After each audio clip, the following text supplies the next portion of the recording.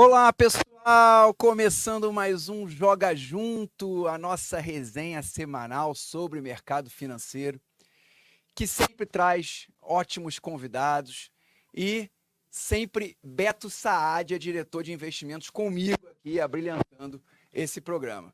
Queria começar dando boas-vindas a vocês aí do outro lado da tela, pedir para vocês encaminharem esse link, dá o ok aí, dá o curtir no nosso vídeo para vocês receberem sempre as novidades e as mensagens que começaram os programas. Manda esse link aí para aquele amigo, para aquele primo, para aquele tio que gosta de bolsa, porque hoje a gente vai falar aqui sobre assuntos muito importantes do mercado, análise de ações, debate sobre cenário macro, porque eu tenho aqui hoje um grande convidado especial, meu amigo Rodrigo Correia, estrategista de produtos aqui da Nomos, engenheiro, advogado e economista nas horas vagas. Exatamente, Max. Bom dia, boa tarde para você, boa tarde aí para os nossos telespectadores que nos olham nessa tarde aqui de terça-feira. Obrigado pelo convite, viu? Legal, Rodrigão. E queria também dar boas-vindas ao meu parceiro de programa, Beto Saadia, diretor de investimentos da Nomos. Betão, seja bem-vindo novamente, estamos juntos. Como é que tá aí? Obrigado estar aqui novamente. É o segundo programa com temas... muita coisa aconteceu na semana, na verdade nas últimas 2 semanas, que a última foi feriado, então a gente não pôde estar aqui, então tem muita coisa acumulada, vamos tentar contar tudo num espaço curto de tempo. Verdade. E, cara, gente, o programa é uma resenha, e uma resenha, né, tem que ter interação. Vocês, por favor, mandem perguntas aqui no chat. Eu já jogo a bola aqui pro Rodrigo, já jogo a bola pro Beto, mas eu vou explicar para vocês como é que é a estrutura do programa, que muita gente está chegando aqui agora e não acompanhou o primeiro programa 2 semanas atrás. Primeiro bloco é chamado de Mercado em Campo, ou seja, a gente aborda todos os eventos importantes que aconteceram na semana. Cenário macro, exterior, Brasil, bolsa, tudo de relevante que mexeram com os mercados, a gente aborda aqui, opina, e a gente quer saber a sua opinião também, tá? Segundo bloco do programa é o famoso gol de placa, que é quando eu vou para a tela e analiso em 5 minutos uma ação da nossa bolsa, tá? E eu vou deixar aqui, não vou fazer surpresa, só vou anunciar a ação mais pertinho do nosso bloco 2. E o terceiro bloco do programa é o bate-bola, né? O famoso ping-pong, conhecido aí das entrevistas, que é quando a gente fala um ativo e eu quero saber, ó, de bate-pronto aqui, ó, se é compra, se é vende, por quê, tá? Vou perguntar para o Rodrigo e vou perguntar para o Beto, tá bom? E sempre perguntem, porque a gente pega as perguntas aqui e debate em cima das suas perguntas, tá bom? Das suas questões. Então, queria dar aqui as boas-vindas, Raquel Kiss, minha esposa, me dando moral aqui, obrigado.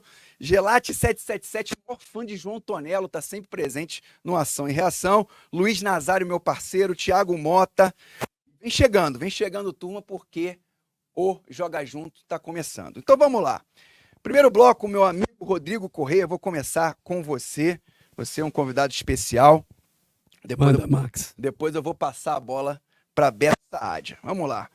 Mais uma vez, Boletim Focus surpreendendo, né? No primeiro programa, a gente também teve um alvoroço ali no Boletim Focus, sempre divulgado ali na segunda-feira de manhã.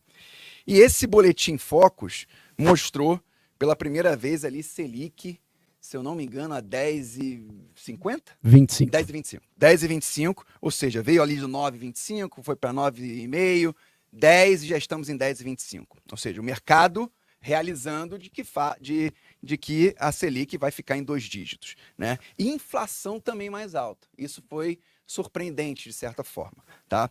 E aí eu pergunto, jogo essa bola para você. Inflação mais alta, será que a gente vai ter que conviver também? Já não basta risco fiscal, juro que não vai cair abaixo de 10%, agora a gente vai ter que se preocupar também com inflação. Será que a gente vai fugir da meta no ano que vem? Preocupa isso? O que você acha? Olha, Max, eu queria dizer que eu acho que preocupa bastante a inflação, viu? Infelizmente a gente está aí há 1 ano e meio desse novo governo e a gente tem visto que é um governo, até pelas características próprias e já tendo sido um governo já experiente, que já teve 4 mandatos aí, a gente sabe que é um governo que tem por questão política ser mais social, ter mais gastos públicos, e a gente viu que desde o começo teve aquela PEC de 150 bilhões, e isso tem sido aí a tônica do governo. Não bastando isso, para que o ajuste fiscal acontecesse, a gente vê também que o governo tenta praticamente 100% aí desse ajuste ser feito à base do aumento de receitas, ou seja, está caçando receita onde puder achar. Então, quando você pega um cenário desse, e aí não precisa ser economista, não precisa ser analista, não precisa ser nada, porque se você que está me assistindo aqui sabe que você está com, talvez, no teu orçamento doméstico aí um déficit, você tem 2 formas de resolver isso. Ou você trabalha mais de alguma forma, faz um bico aqui, ali, pega um outro trabalho e ganha mais dinheiro e ajusta, ou você resolve reduzir despesas. E tem aquele lado, né? Ganhar mais todo mundo quer, mas isso tem limites na prática e não é diferente para o governo, não é diferente para uma empresa. Então eu acho que a gente já chegou naquele limite que a gente aqui no mercado faz conta, uma coisa que às vezes eu acho interessante, as pessoas acham que o mercado é ideológico. Na minha visão, pelo contrário, a gente é muito prático aqui, muito pé no chão e faz conta para tudo. Então, o nosso papel aqui é fazer conta e ver qual que é o cenário mais provável de acontecer. E chegando nessa visão de que a gente não consegue mais ver o aumento de receita, só para dar um último dado aí, acabou de acontecer, o governo tentou taxar aí a sucessão através de previdências, trazendo um imposto onde não existia imposto, jogou essa para o Congresso, já pegou mal aqui, a recepção foi muito negativa e o governo voltou atrás. Então a gente vê que esse limite de ajuste pelas receitas já não tem mais para onde ir, não tem mais para onde correr. E vendo também alguns economistas fazendo contas aqui, a gente já chega naquele estado de que, como a economia ainda vem vindo bem e vem surpreendendo aí há 3, 4 anos para cima da média que os analistas vêm colocando, aquela diferença que os economistas chamam de hiato está cada vez menor. Em resumo, o que eu quero dizer aqui? Existe sim uma pressão crescente para mais inflação e por isso até que o Focus vem surpreendendo. E a gente sonhava, talvez lá em agosto, quando, quem se lembra, começou a primeira queda na Selic e um guidance aí de 50 pontos base. Em 50 pontos base, isso vinha caindo até que mudou na última reunião. Mas na época que a gente começou, a gente sonhava com uma Selic terminal de 8,5. E agora, como você bem colocou, estava em 9,25, 9,6, 10. Agora a última Selic efetiva dessa segunda aí foi 10,25. Então a aposta, talvez média do mercado, se fosse colocar assim, a gente deve parar a Selic em 10,25 ou 10,5. É óbvio que 0,25 não faz diferença nenhuma, mas a sinalização aí de 2 dígitos tem tudo a ver com uma pressão inflacionária que veio e que vai demandar aí do governo uma posição de que qual que vai ser a tomada de decisão. Vai ser mais governo Lula 1 e 2 ou vai ser mais parecido com o Dilma 2? Essa que é a grande incógnita, eu acredito. Quero saber a opinião de Beto Saad. A inflação assusta, Beto. A gente falou muito de juros nos últimos meses, até falamos de atividade, mas a inflação parecia que estava mais comportada, parece que está dando alguns sinais aí de preocupação. Te preocupa, de fato, a inflação? Obrigado, Max. Como brasileiro, a nossa religião é a inflação, né? Parte dela não tem como falar que a inflação não preocupa o brasileiro. A gente sempre conviveu com ela e provavelmente vai continuar convivendo, e justamente por conta dessa memória inflacionária, é que a expectativa de inflação acaba sempre subindo sempre que acontece alguma coisa um pouco pior de sinalização de mercado. Então, na verdade, a inflação que a gente chama de inflação corrente não é exatamente essa inflação que está preocupando. O que está preocupando é a inflação que é a previsão da inflação, né? Ela é muito estampada ali no Boletim Focus, ela é também incorporada na curva de juros, e a previsão de inflação ou expectativa de inflação, ela é importante porque em algum momento ela pode virar inflação real, né? Ou inflação corrente. Então, como é que a gente...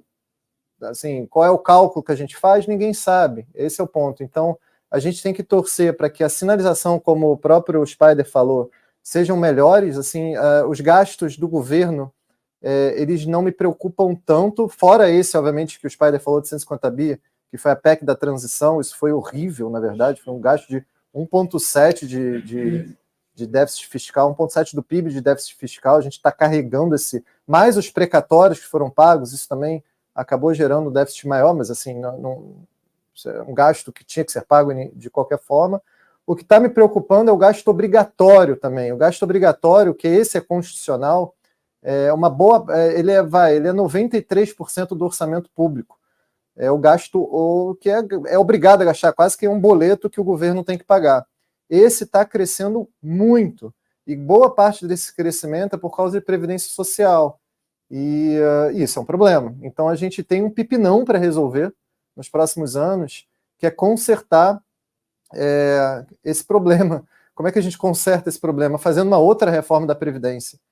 Isso é o que mais preocupa agora, porque, vamos lá, é bem possível que agora o governo dê já está acontecendo esse ano, e os próximos anos provavelmente não vai ter tanto gasto como foi esse gasto da PEC da transição. Então, enfim, mas de qualquer forma as sinalizações que estão vindo foram muito ruins, do Banco Central, não é só o governo, é o Congresso também. O Congresso acabou de tentar, do mesmo jeito que o governo tentou, como o Spider falou, tributar a sucessão, que na verdade era algo que tinha sido acordado com os estados, os governadores dos estados, que estava no primeiro texto da reforma tributária.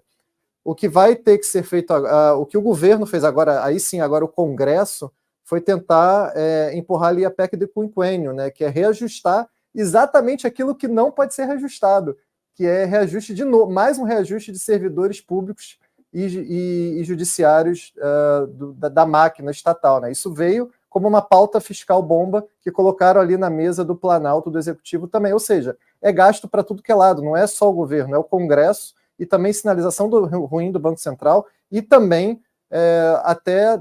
e também, obviamente, do desastre do Rio Grande do Sul, que ainda não está mapeado, tá?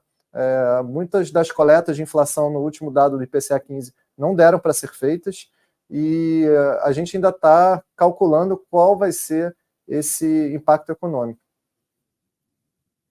Quem não acompanha ou não sabe, né, Rio Grande do Sul é muito importante como produtor de arroz, né? Acho que 70% do arroz consumido no Brasil vem das lavouras do Rio Grande do Sul, também muito importante em soja, acho que, se não me engano, mais de 20% também da produção de soja vem do Rio Grande do Sul, ou seja, isso vai bater inflação mais cedo ou mais tarde. Beleza, vamos lá, segundo tópico, segundo assunto do nosso mercado em campo é o petróleo, meu amigo Rodrigo Correia, que estava ali tranquilo, comportado, 84 dólares, 85 dólares, estava bom para todo mundo, um pouco menos para os bancos centrais, né? Porque petróleo acima de 85 já começa a trazer aí uma dor de cabeça, né, para o Banco Central americano, Banco Central europeu, mas estava todo mundo ali lidando com o petróleo a 85, e isso é muito bom, com certeza, para as empresas petroleiras. E aí, do nada, esse petróleo me sai de 85 para 77 dólares, o Brent. Né? Isso mexeu muito com as ações de petróleo. Prio, por exemplo, caiu mais de 10%. 3R Petróleo caiu mais de 15% nos últimos dias. Tá? Petróleo em queda. Ajudou o Banco Central americano? Esse petróleo a 77 dólares pode motivar o Banco Central americano, claro, aliado a indicadores econômicos que sinalizem desaceleração econômica, ou seja, motivar o Banco Central a cortar, a iniciar esse processo de corte de juros? O que você acha? Olha, Max, eu gostaria de dizer que sim, mas eu acredito que não vai ter muita influência não. Primeiro porque o petróleo, como um item aí da cesta de consumo da maioria das pessoas, isso aqui no Brasil, isso nos Estados Unidos e praticamente em todo o mundo minimamente desenvolvido, petróleo é energia é gasto básico de qualquer população. Só que a gente tem aquelas medidas que você exclui os gastos que são mais voláteis, normalmente comida, normalmente energia, enfim, você tira esses gastos e você olha um um índice que é chamado de núcleo e faz com que esse seja o principal índice, por exemplo, que o Banco Central americano persiga. Então tem esse ponto, mas acho que esse ponto ele até pesa menos. O que eu realmente acredito é que quando você olha a cadeia petrolífera, a cadeia aí dos hidrocarbonetos, né, não é só o petróleo, o gás natural, enfim, toda essa cadeia ela acabou ficando, talvez nos últimos 5 a 10 anos, com uma visão e um marketing, se eu posso colocar dessa maneira, muito negativo, muito em função aí do movimento ESG ao redor do mundo, dos investimentos verdes, dos investimentos ecológicos. E o efeito prático disso é que essa cadeia, essa indústria inteira, do ponto de vista global, teve um decréscimo de investimento em repor as plantas que vão se depreciando ao longo do tempo, né? As coisas vão envelhecendo, vão quebrando, tendo que ser trocadas, manutenção tem que ser feita, enfim. A gente chama isso genericamente aqui no mercado de CAPEX. Então esse CAPEX de reposição foi muito aquém, muito abaixo do que deveria ter acontecido.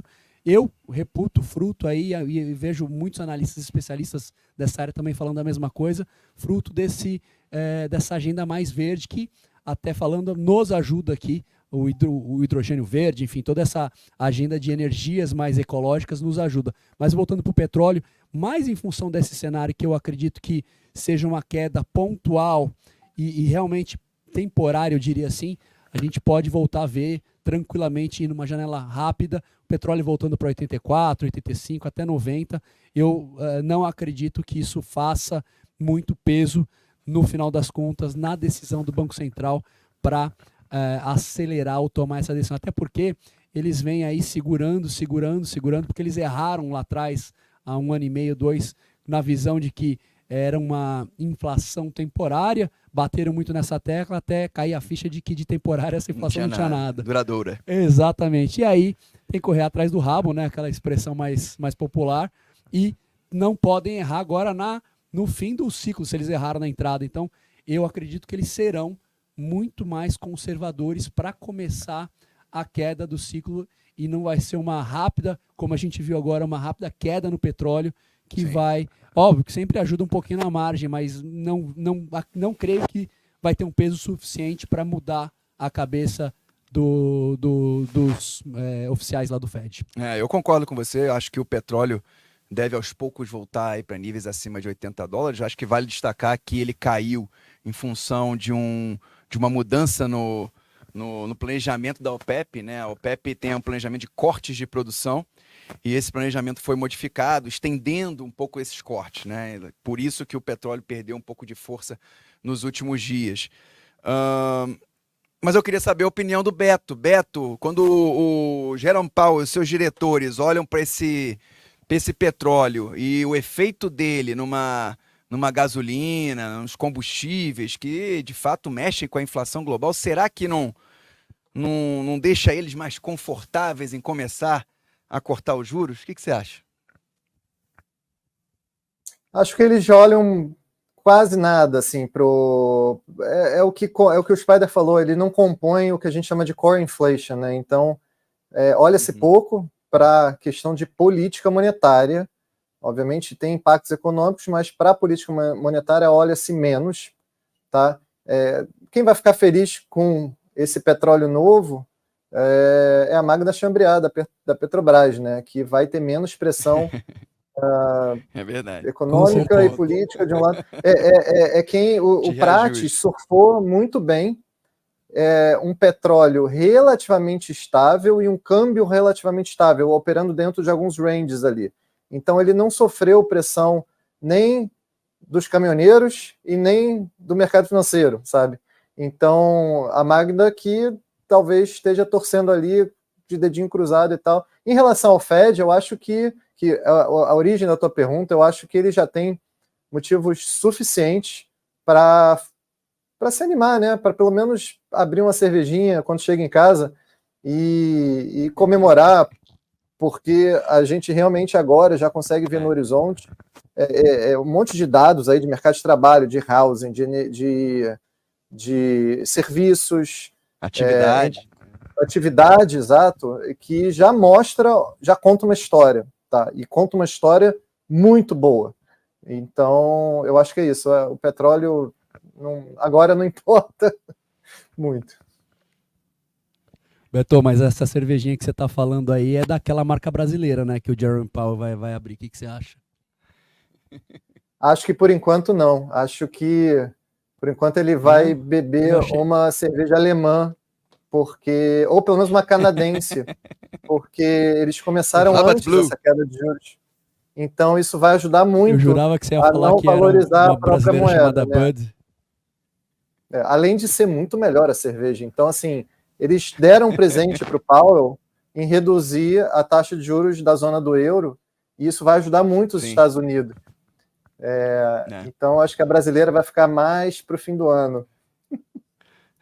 Legal, bem lembrado pelo Beto, que hoje teve reunião do BCE, né, Banco Central Europeu, que cortou a taxa em 25 bips, levando para 4... Contra a história, né, mas a favor aí do que o pessoal já esperava. 4,25 foram leading, né, dessa vez, né? Ousados, né? Ousados, porque a Europa né? sempre espera o... A chiquérrima, como é que fala o Torinho? A chiquérrima Christine Lagarde. Ela mesma. Né? Foi corajosa e começou a cortar os juros em 25, e pode ser aí um indício do que o Fed pode fazer. Queria lembrar, pessoal, do chat aqui, Gelate, Lázaro Alves, Lucas Guedes, meu parceiro, Rude, Mara Férez, por favor, perguntem, esse programa é para você, aqui é uma resenha, só falta o chopp.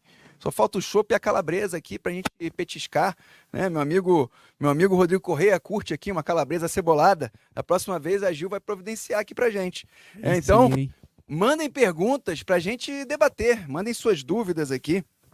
Vou pegar aqui uma do Rude, hein? Aqui, ó, o Rude acabou de mandar aqui. Qual a visão de vocês com relação ao IBOV? Olha que interessante, a pergunta do Rude era a quinta pergunta aqui do nosso Mercado em Campo. Então já vou adiantar, vou antecipar essa pergunta. Boa pergunta, Rude. Qual a visão de vocês com relação ao IBOV? Bolsas americanas nas máximas, IBOV só cai. Se não fosse Petro, nosso índice estaria nos 100 mil pontos. Boa pergunta do Rude, e eu queria trazer esse debate aqui, realmente Estados Unidos no high, Nasdaq, high histórico, S&P high histórico, em função principalmente da pujança, né, das ações de tecnologia, e Bolsa Brasileira na mínima do ano, e em dólar caindo 17%, é a pior bolsa do mundo nesse momento, né?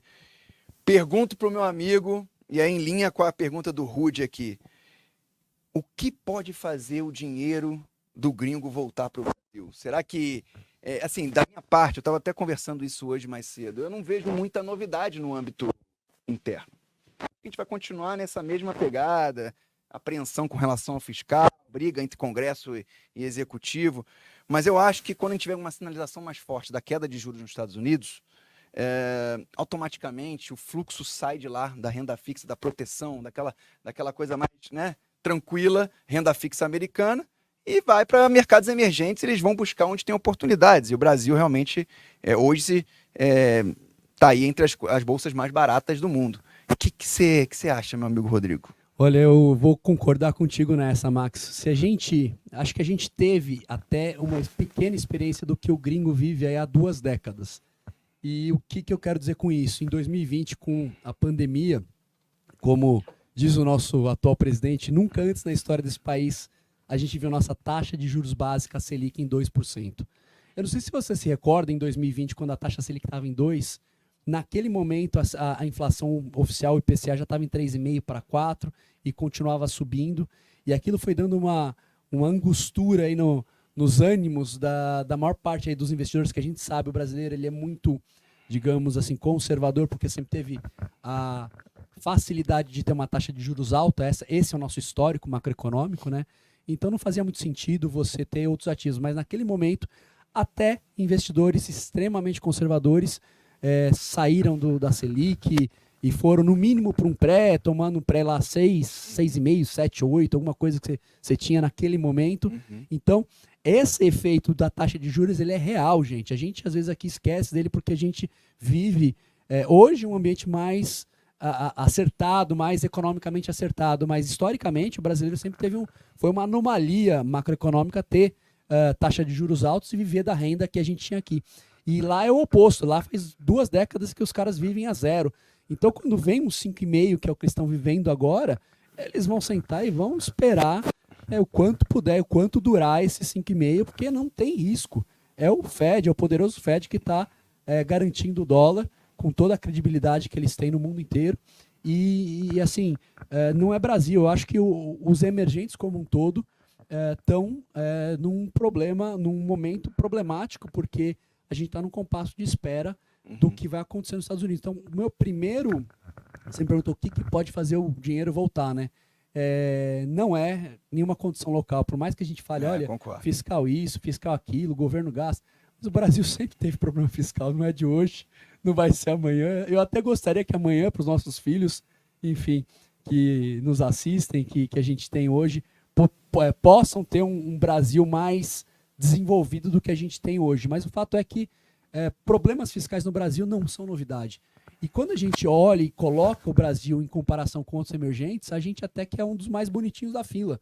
Então, o meu ponto é o gringo, na minha concepção e do que eu tenho visto, olhado e avaliado, não é questão interna que não faz a nossa bolsa andar, mas é efetivamente, por exemplo, o fluxo de gringo de investidor estrangeiro que só sai esse ano e nesse último mês, primeira vez, deu uma estabilizada, que faz com que a nossa bolsa esteja horrorosa do jeito que está. Então, o que eu acho que vai mudar? Quando o Fed começar a sinalizar que vem a queda, isso vai ser um primeiro gatilho. Para o Brasil, um segundo fator que pode ser relevante é China.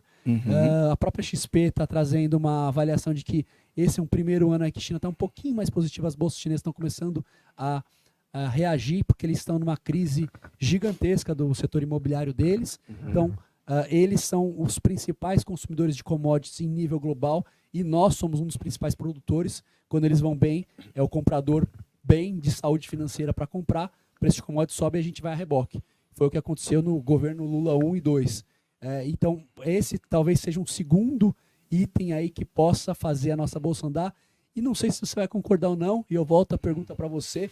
Eu acho também que a gente está numa combinação ruim aí de eventos, porque, além de tudo, você tem uma novidade muito grande, que é a inteligência artificial. Você pega a NVIDIA, acabou de bater 3 tri de dólares com T de tatu. Segunda mais valiosa do mundo, né? Depois da Passou Microsoft. a Apple só atrás da Microsoft e em algum momento vai ter que dar um soluço, porque não existe nada em nenhum lugar do planeta, historicamente falando, que as coisas só sobem.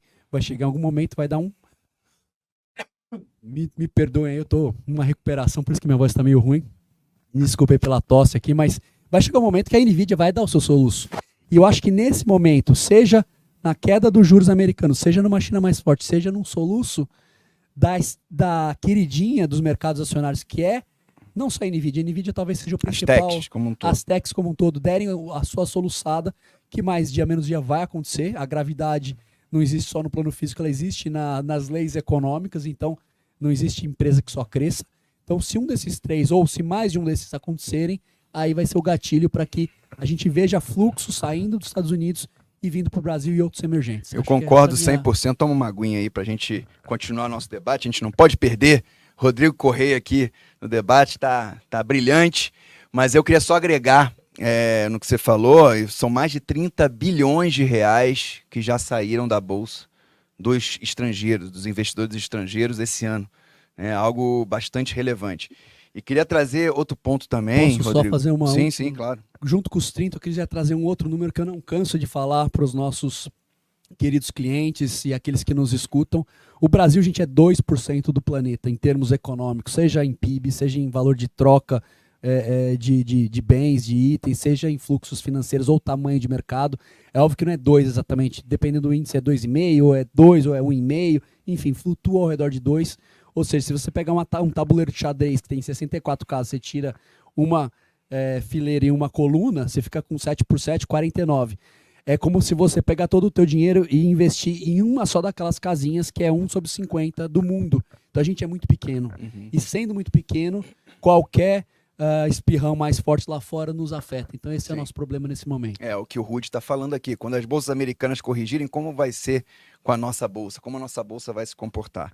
É uma grande incógnita aí. A gente espera que não tenha uma correção forte na bolsa americana, talvez motivada por uma recessão ou algum indício de recessão. Acho que isso que poderia fazer uma correção tão forte. Mas alguma correção vai ter, é o que a gente chama de correção saudável, né? Mas concordo com você, Rodrigo. Queria passar essa pergunta para o Beto. Beto, Estados Unidos no high, Bolsa Brasileira no low. O que você acha? Você acha que a gente pode ver, por exemplo, algo parecido com o que a gente viu em novembro e dezembro do ano passado? Né? Vale lembrar que em outubro a gente também estava preocupado com o fiscal, o juro americano estava alto e aí começou a fechar, né? Com os juros caírem, né? Com um discurso de que poderia ter queda de juros ao longo de 2024, e a gente viu uma bolsa brasileira andar 18% em 2 meses.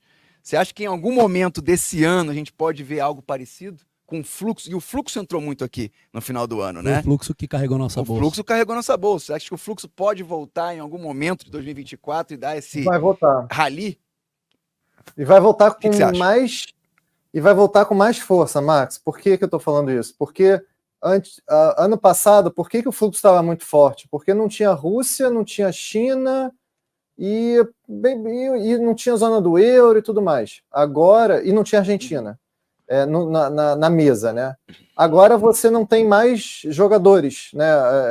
Por exemplo, assim, a Argentina deu uma deteriorada boa essa semana, tá? Quem está acompanhando, dá uma olhada. Assim, um embate muito, quase que pornográfico, assim, do presidente com o Congresso, ou seja, um rompimento ali de relações, por conta também de reajuste de servidor por parte do Congresso.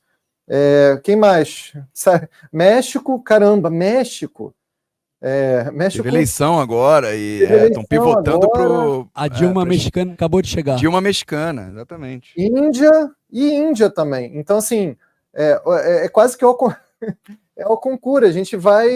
Não é porque a gente faz o dever de casa, é porque outros jogadores vão se machucando e a gente vai se machucando. Ganhar de WO.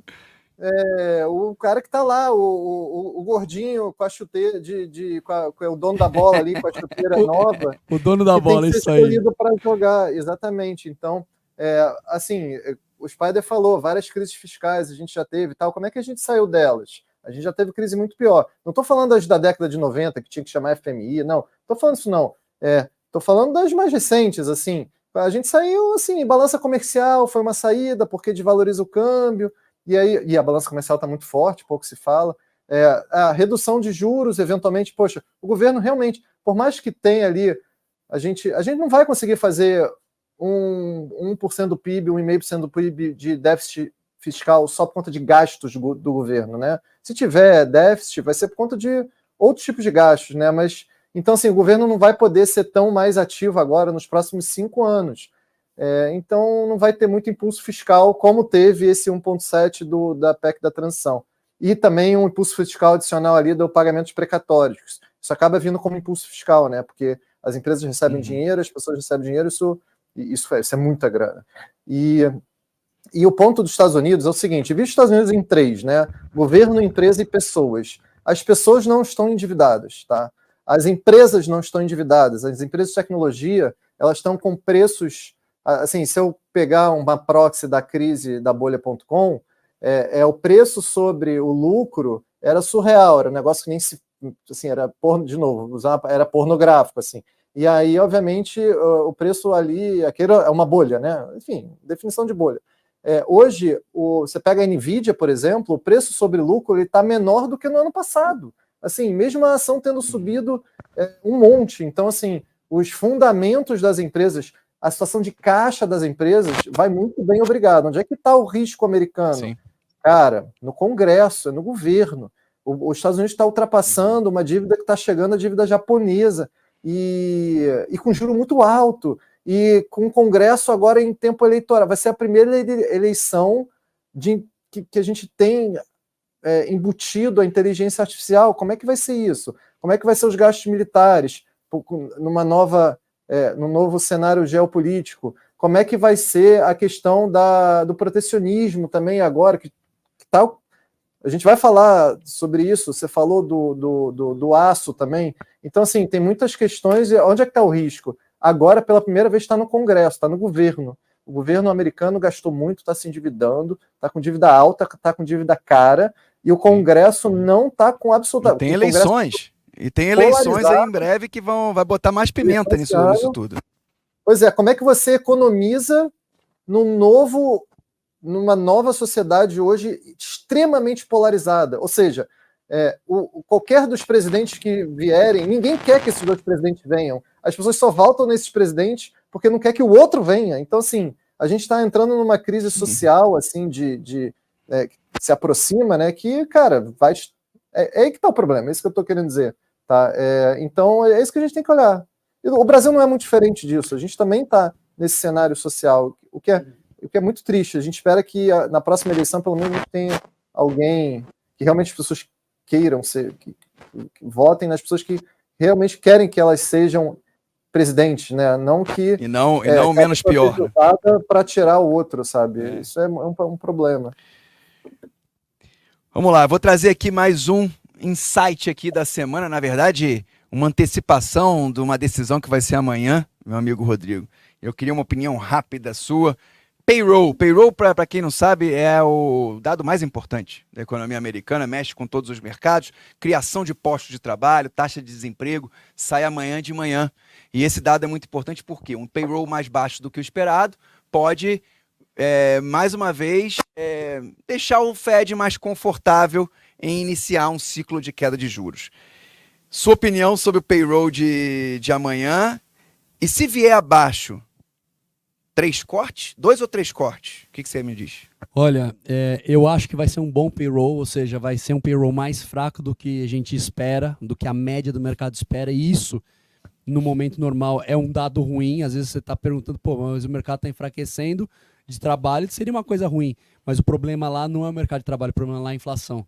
Então, você ter menos dinheiro na mão dos consumidores ajuda eles não comprarem tanto e ajuda a resfriar a inflação, que é o problema principal. Então, precisa vir um mercado de trabalho mais fraco do que o esperado. E eu acredito que amanhã deva vir, sim, esse dado mais fraco. Mas é aquela coisa, é um dado de alta frequência, então pode surpreender ainda mais uma vez para o outro lado. Mas, posto isso, eu acredito que não são nem 2 nem 3, eu acredito que são apenas um corte. Um corte, você está mais... Eu estou um pouquinho mais... não tão otimista. Exato, né? Por quê? São 5 reuniões até o final do ano do FONC, a próxima já está aí para acontecer, semana que vem, se eu não me engano. Então não vai dar tempo, não vai mudar nada a próxima, então só sobrariam 4. Eu acredito que pelo menos mais 2 eles vão querer olhar os dados aí de alta frequência de mês a mês, como o próprio payroll, entre outros. E se vierem bons, sobra 2 reuniões para que eles comecem a pôr o pé na água e efetivamente fazer 1 ou 2 cortes. Mas eu ainda acho que eles vão fazer um e segurar um e depois continuar, ou só na última vão fazer o primeiro corte. Lembrando que ainda o favorito são 2 cortes, né? Mas eu tô pro lado de um corte. Tá pro lado de um corte. Beto Saadia, payroll amanhã. Surpreende para baixo e pode começar a ser precificado, por exemplo, 3 cortes de juros, o que seria muito bom para a gente aqui. E o que está acontecendo? Bom, mais um dado que vem bom, mais um dado que conta a mesma história que a gente já falou. Mas o mercado está percebendo que o primeiro trimestre, de alguma forma, nos últimos 3 anos, o primeiro trimestre, por alguns motivos de reajustes de alguns contratos, é muito comum isso no Brasil até, tem sazonais, né? Tem assustado. E o mercado está entendendo que foi exatamente o que aconteceu no primeiro trimestre. Por isso que o mercado se assustou tanto no primeiro trimestre desse ano, que contou uma história totalmente diferente do que estava rolando o ano passado. Só que agora que a gente chega no mês, passou pelo mês de abril, passou pelo mês de maio e junho, a gente está vendo que realmente o problema é sempre o primeiro trimestre do ano. E isso, de alguma forma, ficou para trás. Não importa, assim, vamos combinar, para a economia não importa tanto se é 1 ou 2 cortes, dado que a gente tinha antes. Sim. Pode ser 2 cortes de 25 ou 1 de 50, também tem essa nuance, assim. Tem essa nuance. Eu sou sempre mais pessimista com inflação. Eu sempre acho que as pessoas sempre... calma, mas vamos lá, tem um ponto importante.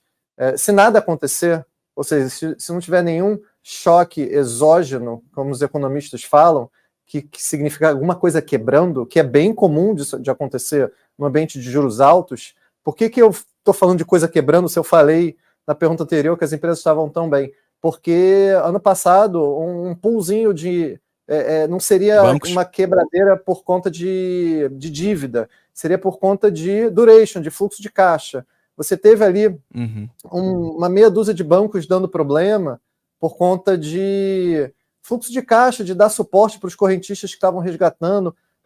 A rede social hoje em dia acaba fazendo com que as pessoas resgatam de forma muito rápida o dinheiro dos bancos, acaba acelerando. Teve fundo imobiliário também na Inglaterra dando problema, teve Ripple dando problema. Então, assim, geralmente esses problemas são problemas de liquidez, não são problemas de falta de dinheiro, de falta de caixa. Então, isso pode acontecer. Se isso acontecer, aí podemos falar até em 3 cortes. Se nada acontecer, aí eu estou com um corte, e eu acho que as pessoas sempre subestimam o dragão da inflação, né? As pessoas sempre falam que a inflação vai ser, sei lá, vai ser 4, e ela nunca é 4, ela é sempre 4,5, sabe? 4,3.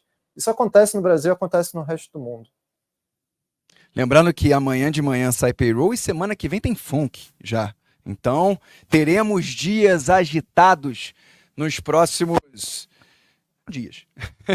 Boa. Ó, para fechar o primeiro quadro aqui, meu amigo Rodrigo, Rodrigo Sodré falou que tá apostado com o Beto e ele tá apostando em 2 cortes. E o Beto tá apostando em quê, Beto? 1 ou 3 cortes? 1 corte. 1 corte, Na verdade, tá junto com o Rodrigo. Eita, agora ficou pública a aposta. Tem um ponto aí. E aqui fica uma grande lição de trader, tá? Eu não achava, quando eu apostei com o Sodré, eu não achava que ia ter um corte. Não é isso. E lá vem as letras miúdas do contrato. É que eu fiz uma aposta de 4-1, ou seja, a probabilidade de ter um corte era mínima. E aí eu vi uma simetria ali. E aí, ou seja, você. Sodré tá rindo aqui no chat. Sodré tá rindo. Lá vem a desculpa. Quando você é trader, você não necessariamente você investe naquilo que você acha que vai acontecer. Você investe naquilo que você vê a assimetria. E ali tinha uma grande assimetria, porque na época que a gente apostou. Não, o Sodré também está bem certo, na verdade. Porque na época que a gente apostou, o mercado estava precificando uns 6, 7 cortes. Tá? E aí eu falei em um corte. Era uma loucura falar em um corte. Um pouco de. Mas tava barata, né? Essa opção tava barata. É isso. Por exemplo, se eu achar uma ação que tá muito barata, eu não preciso achar empresa boa. Eu não preciso nem achar que ela vai subir. Eu posso só assimetria. É verdade. O importante é ganhar dinheiro. É isso aí.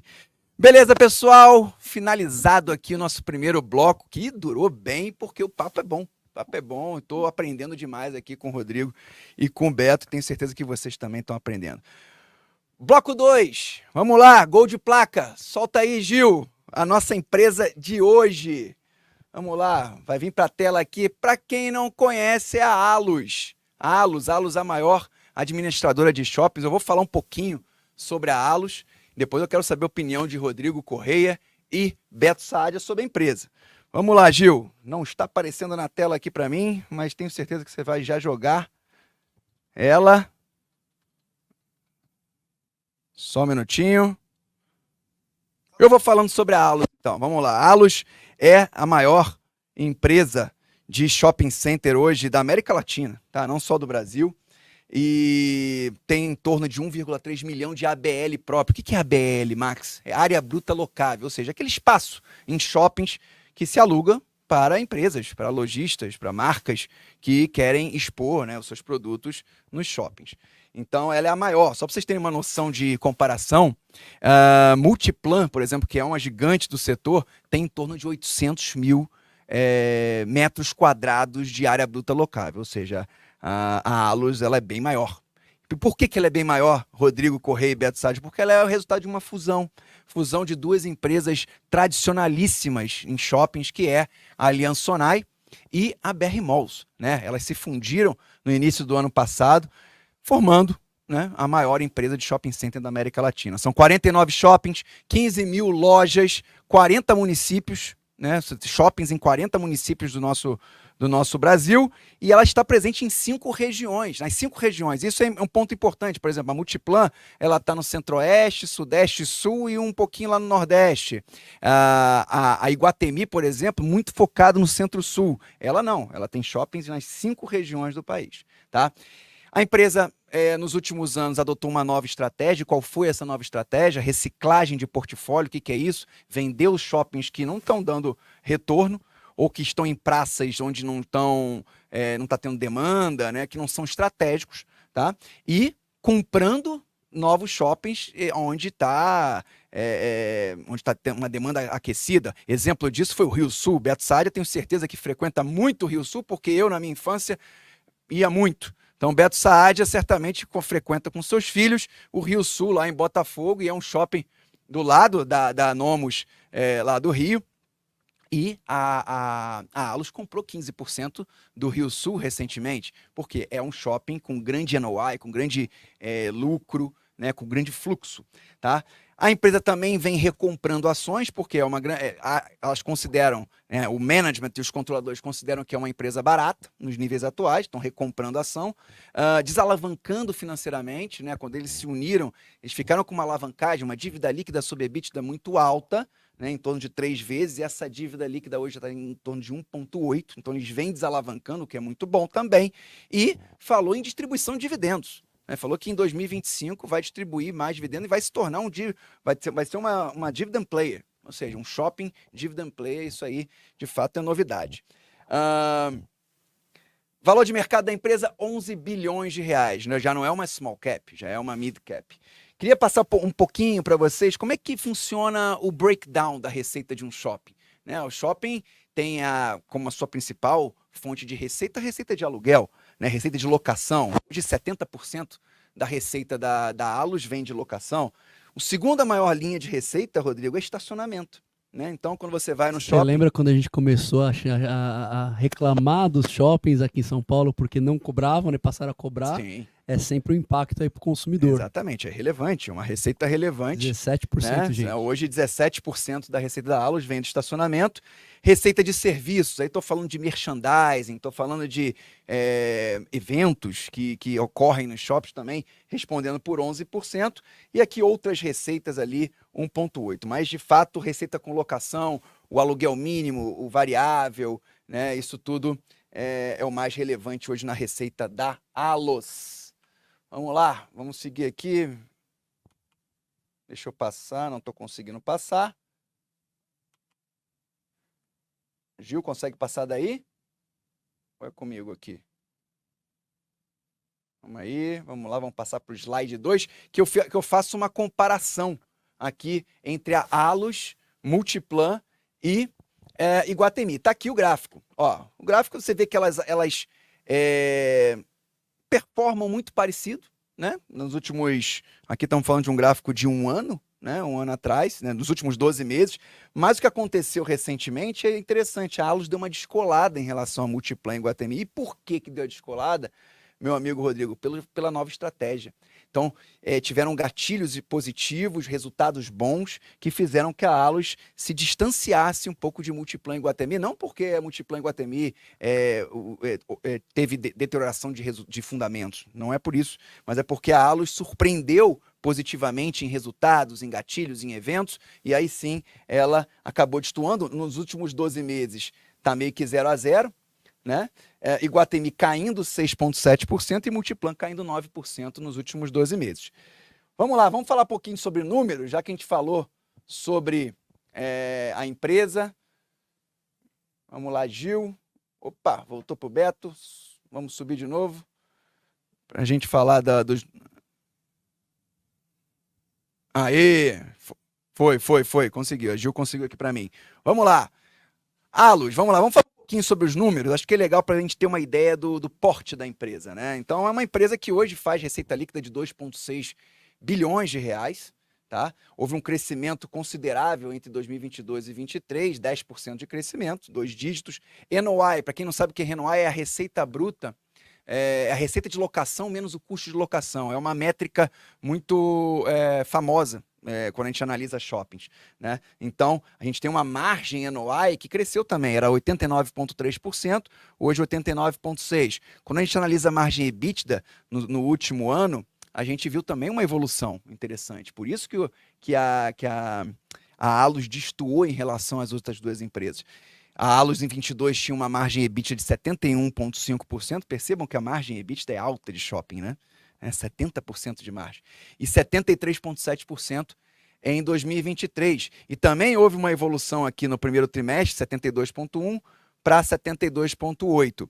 Lucro líquido cresceu bastante, 16%, mostra que a empresa está sendo eficiente, está reduzindo despesas financeiras, está conseguindo reduzir o seu custo médio de dívidas através de alongamento, novas debêntures que estão sendo captadas a um custo menor. E um ponto muito importante, que é aqui a dívida líquida, que eu falei. Ela chegou a ter no primeiro trimestre de 2023 4,6 bilhões de dívida líquida. Hoje estamos falando de uma dívida de 3,5 bilhões de reais. Isso é menos despesa financeira e mais lucro na veia, Rodrigo. Por isso que a gente viu o crescimento de lucro aqui de 16%. Tá? O que eu posso tirar daqui?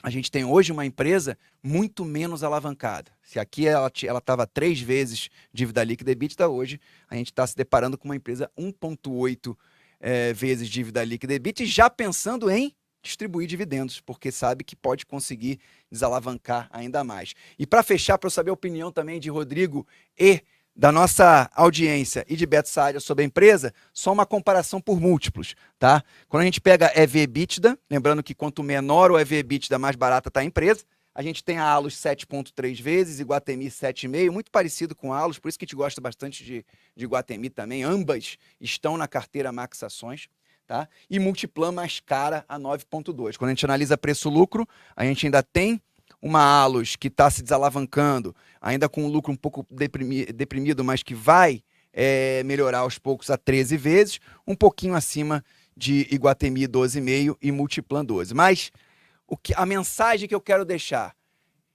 Allos, na minha opinião, é o shopping que tem mais upside, dados a melhora de fundamentos, dado que ainda em EV/EBITDA ela é a mais barata, e a gente pode ver ainda melhora de margens, e mais desalavancagem nos próximos meses, o que pode fazer com que a ação suba aí 20%, 30%, na minha opinião. Rodrigo Correia, conhecia a Allos?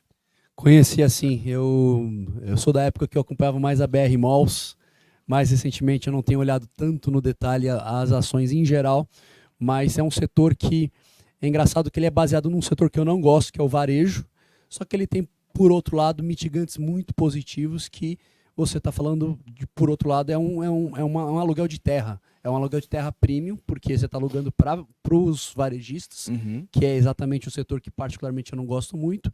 Só que você é o locatário, então você tem essa capacidade.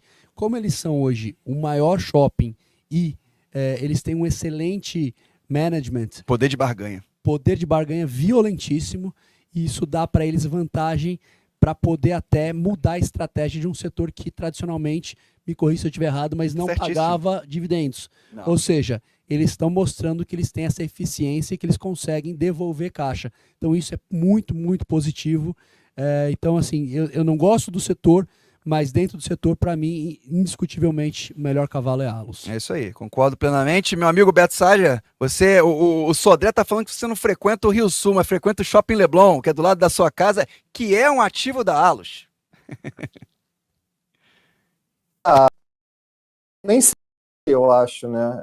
Quer dizer, a Allos, são muitas empresas dentro da Allos, né? Tem a Sonai, tem a Sierra, tem a Sonai, tem a BR Malls, tem a Alliance. Sim. E é interessante que a empresa lá dentro, do que a gente conhece, tem gente de tudo quanto é empresa, de tudo quanto é esses, de tudo que foram esses shoppings.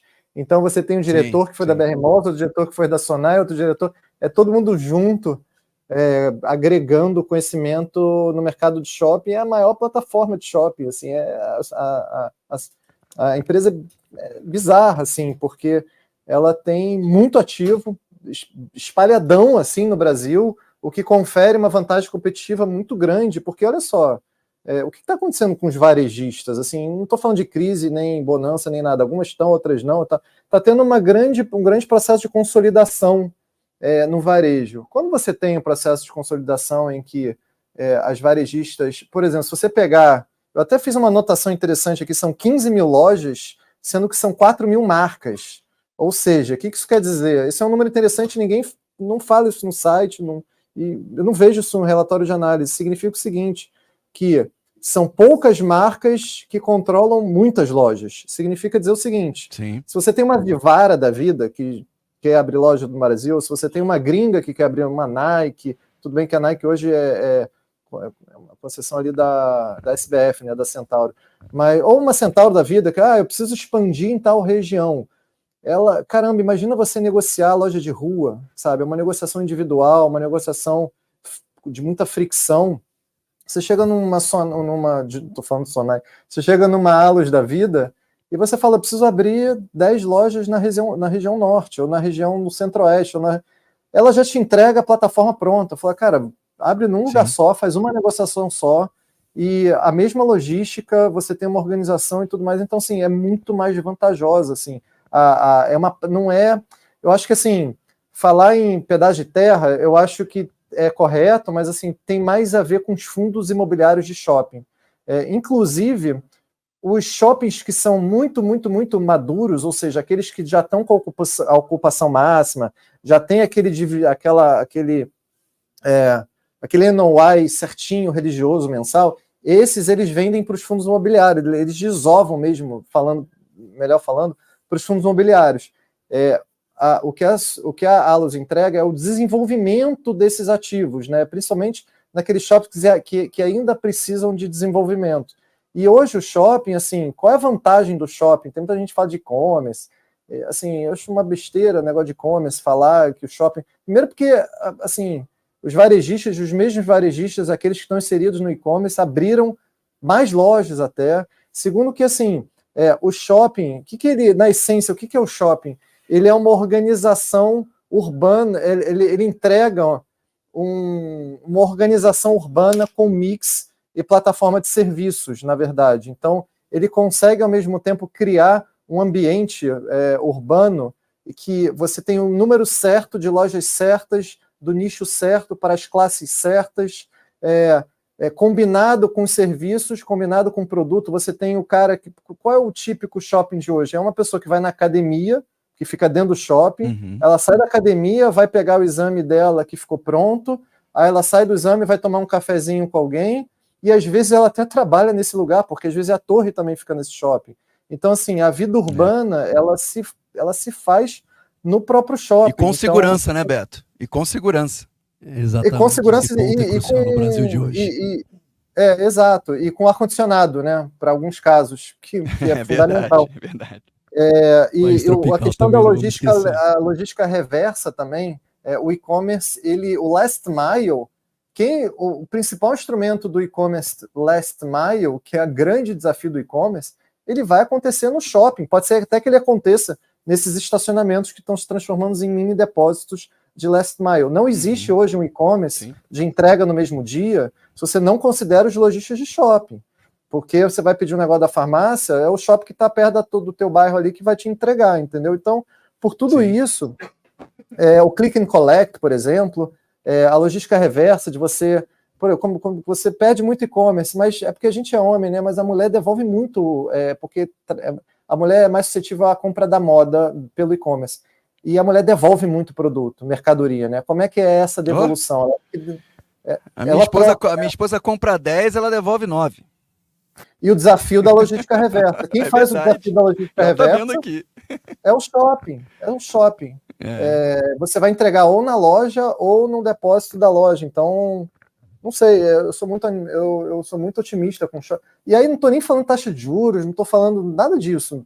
Assim, estou falando só da existência do shopping. Concordo, assim, sabe? Eu concordo com você e por isso que a gente hoje, na carteira principal aqui da NONS, na carteira Max Ações, a gente está exposto a shoppings, muito mais do que varejistas. Né? A gente sai do risco específico ali de coleção, clima, vestuário, se joias e tal, e a gente entra num cenário mais de diversificação que hoje nos dá a opção de se comprar a valuation muito atrativo. Tá? Por isso que a gente prefere Allos e prefere Iguatemi. Queria agradecer a nossa audiência, tivemos aqui um pico de mais de 80 pessoas no nosso chat vendo o nosso programa. Vamos bombar esse programa nas próximas semanas, né? Isso aqui é programa para ter 500 pessoas vendo online, tá? Queria falar aqui para o Gustavo Bugni que a gente vai se informar mais sobre o assunto que você trouxe, a gente traz no próximo programa. Mas para fechar Obrigado pela contribuição aqui no chat. Rodrigo Correia e meu amigo Beto Salha, para a gente fechar o nosso programa com chave de ouro, eu sempre trago o bate-bola. É como se fosse o ping-pong da nossa querida lá Marília Gabriela, sabe? Que você via lá o programa. É o seguinte, eu falo um ativo, você fala compra. Ah, para, Betão, para. Não mete essa, assim, Betão. Mas é o seguinte, eu falo ativo, você fala compra e vende porque rápido, tá? É assim, a primeira coisa que vem na cabeça. Beleza? Beleza. Vamos lá, Betão? Vamos? Vamos lá, então vamos lá. Suzano, compra ou vende? Compro, maior produtor de celulose do planeta, 80% exportação, dólar bombando, eu compro. Boa. Beto, Suzano. Eu vendo, eu não quero apostar nessa compra da International Paper agora. Eu sei que ela é uma das empresas mais baratas do Brasil, talvez, mas não precisa. Bom ponto. Hoje teve um relatório do Santander dando mais de 50% de upside para Suzano, mas o Beto trouxe um ponto importante. O curtíssimo prazo pode ser desafiador. Lembrando que a Suzano está envolvida num deal com a International Paper, o que vai aumentar a dívida dela. Isso certamente traz um maior risco para o case. Tá? Na minha opinião, eu compro. Eu acho que Suzano é a maior empresa de papel celulose, como você falou, tá barata. Eu acho que eles vão saber lidar da melhor forma com a IP, ou mesmo não sair o deal. Então eu acho que é compra. Prio! Compro também, petróleo, como eu falei no começo, eu acho que é para cima, é temporário isso aí. E a Prio tem mostrado aí uma excelente M&A e estão numa atuada muito forte. Eu gosto da Prio dentro do nosso setor petrolífero. Boa, Beto, Prio abaixo de R$ 40 é compra? Não, é venda. Eu não tenho muito dinheiro, então eu vou deixar para os ativos mais cíclicos de juros. Então, é isso. Boa. Eu vou fazer um 2-1 para compra de Prio, porque eu acho que esse papel a R$ 40 é uma bela compra. Papel importante da nossa carteira Max Ações. Então, 2-1 Suzano para compra, 2-1 Suzano Prio para compra, Goal 4, Gerdau compra ou vende? Vendo, essa eu vendo, não gosto do setor siderúrgico, a gente tem um macaco gigante no planeta chamado China, que tem um domínio completo disso. Óbvio que aço não é tudo igual, tem os micromercados aí, mas pela questão estrutural eu vendo. Beto, Gerdau, mais de 50% da receita do EBITDA da Gerdau vem dos Estados Unidos. Gerdau, compra ou vende? Eu vendo também. Ela vem dos Estados Unidos, mas por uma questão também de protecionismo. Aí, poxa, investir baseado numa regra de governo, não sei, não é exatamente o que me deixa feliz, assim, né? Até porque existem riscos disso eventualmente ceder, acabar e tal. Não, pelo contrário, acho que só vai aumentar esse protecionismo, mas a gente quer investir em histórias disruptivas, né? Empresas, sabe, que nos dão alegria de viver. E a China realmente, assim, vai tomar esse mercado. Tivemos um problema aqui no áudio, Beto. Mas vamos lá, então 2-0 para Goal. Eu vou fazer um gol aqui no 45 segundo tempo. Eu voto para compra em Goal 4, porque eu acho que ela está barata e é um melhor ativo de cirurgia do Brasil. Então 2-1 para venda em Goal 4. S&P, compra ou vende? Compro a vida inteira. Se fosse para dar um ativo para comprar, fechar os olhos e entregar pro neto, seria esse. Rapaz, Bolsa Americana. Melhor mercado. Mesmo no high histórico? Não importa, o fundamento segura. E eu não acredito que os Estados Unidos, é que nem o Buffett fala, never bet against America. Que isso, rapaz. Eu sou comprador de S&P. Beto, compra S&P? Não, eu vendo. Eu vendo porque a gente vai ter um ano difícil. O Beto só tá vendendo hoje. O Beto vai sair com a alcunha de âncora. Zé Vendinha total, porque Zé assim, Vendinha. Os cases temáticos americanos, eu mesmo tenho, eu mesmo invisto, mas assim, o S&P é diferente, não é temático. Tudo bem que eu sei que ele é concentrado, mas é a própria essência da fórmula do S&P, que é concentrado em tech, mas dá para ter tech de outra forma, não precisa comprar o S&P. Eu acho que os Estados Unidos vai começar a entrar numa desaceleração, já começou, é uma provável recessão, polarização política, eleição, inteligência artificial influenciando, dívida pública do governo, tapering do Fed, tapering também do governo, isso também vai causar, pouco se fala, mas enfim, por tudo isso eu sou vendedor. Boa, eu vou comprar, eu sou 2-1 aqui, o Beto é o Zé Vendinha, eu sou o Zé Comprinha. 2-1 aqui Eu pro já S&P. comprei e vendi aqui, hein? Vamos lá, MRV, compra ou vende? Eu vendo. Eu não gosto do setor, por isso eu vou falar que eu vendo. Ainda que Mas, mesmo com esse seja Minha Casa e Minha excelente, melhor, talvez uma das melhores operadoras do setor, governo ajudando com Minha Casa e Minha Vida, mas como a gente está com aquele problema de juros, e é um setor altamente sensível à taxa de juros mais alta, porque a maioria é comprada via financiamento, infelizmente eu vendo. Boa. MRV vende, compra ou vende MRV, Beto? Eu compro. Eu compro porque é uma empresa que sobreviveu e agora ela vai colher os frutos e a gente está numa situação muito confortável de habitacional, de uma forma geral, os projetos de Greenfield, vai ter muita alegria para a MRV.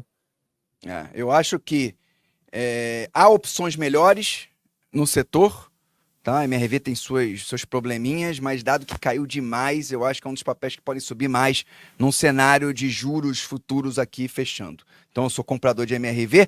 Eletrobras, Elet 3, compra ou vende? Compro, eu estava dando uma olhada no papel, eu achei interessante que está no mesmo nível da privatização e já tem 2 anos de privatização. Então, toda aquela história que a gente sabe que é normal em empresas estatais de ser inchado, custos altos e, como a gente brinca no jargão aqui, frutas baixas facilmente colhíveis, acredito muito no case, é a nossa maior geradora aí de energia elétrica do país, enfim, eu compro.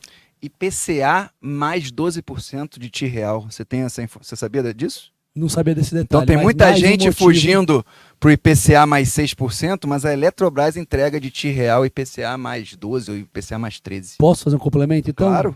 Eu sou comprador do setor elétrico brasileiro como um todo. Quando você pega o índice, o IEE, e compara com o IBOV, faz um long and short, compra elétrico e vende IBOV. Na história, assim, tirando os últimos 3 anos que está meio de lado, todo o restante da história dá uma escovada. Dá uma escovada porque são altas geradoras de fluxo de caixa. É Exatamente, isso. Perfeito. Eletrobras, Beto, compra ou vende? Eu compro e eu adoro cases que tem...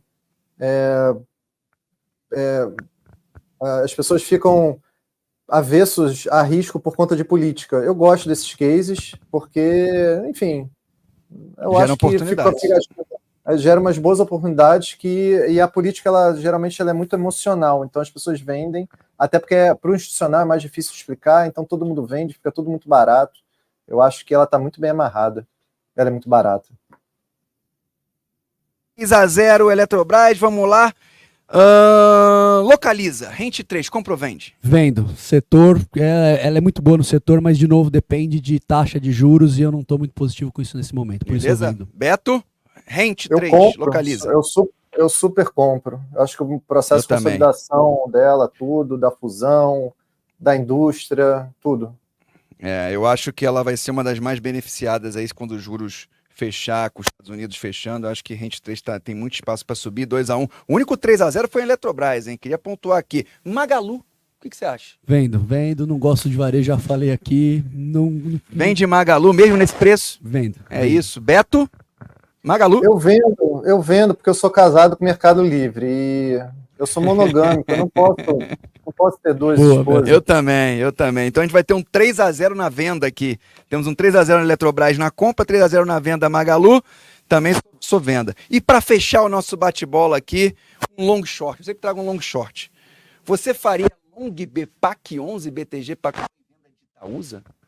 Rapaz, essa é duro, porque 2 baita bancos que eu compraria qualquer um deles individualmente. Fui olhar o ratio, tá mais ou menos na média dos últimos 3 anos. Posso passar?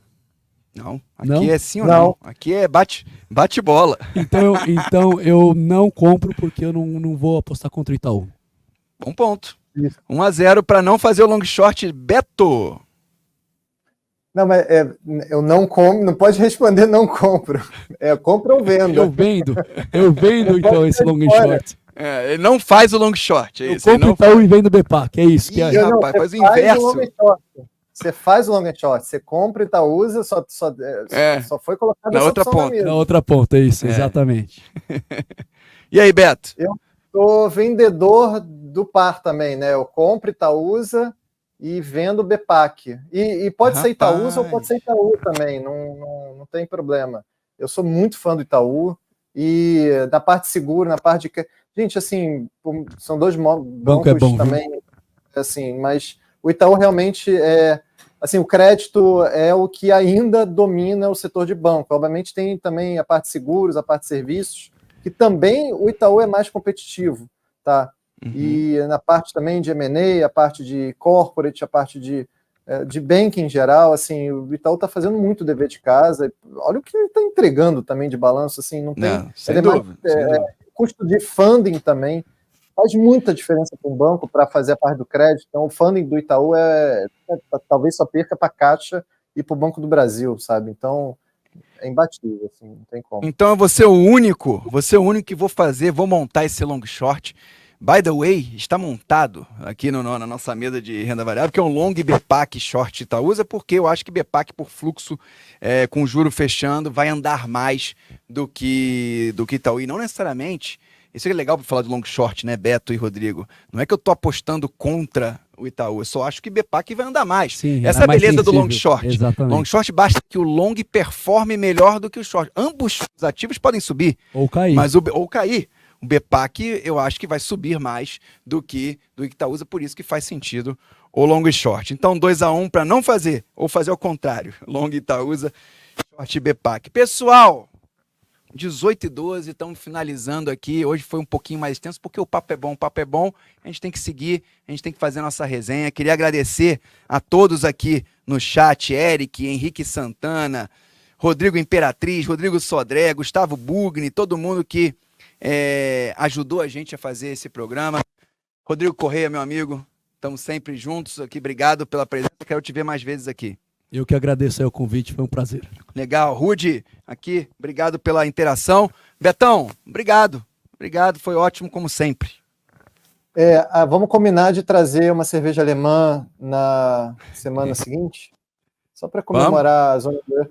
Para cada país que reduzir juros, que vai começar na Inglaterra, Canadá... A gente traz uma cervejinha da região. Justo. Fechado. O pessoal gostou aqui, ó. Marco Aurélio falou Heineken. O Thiago Aula vai tomar uma cerveja lá também, lá no Rio. A Mara Félix também curtiu, maravilha a ideia. Então, vamos trazer uma cervejinha. A Gil vai liberar pra gente a geladeira aqui do Rodrigo Imperatriz e a gente vai botar uma cervejinha aqui pro nosso programa. Pessoal, muito obrigado, brincadeiras à parte aqui. Tamo junto, quinta-feira que vem tem mais Joga Junto. Um grande abraço e até a próxima. Tchau, tchau.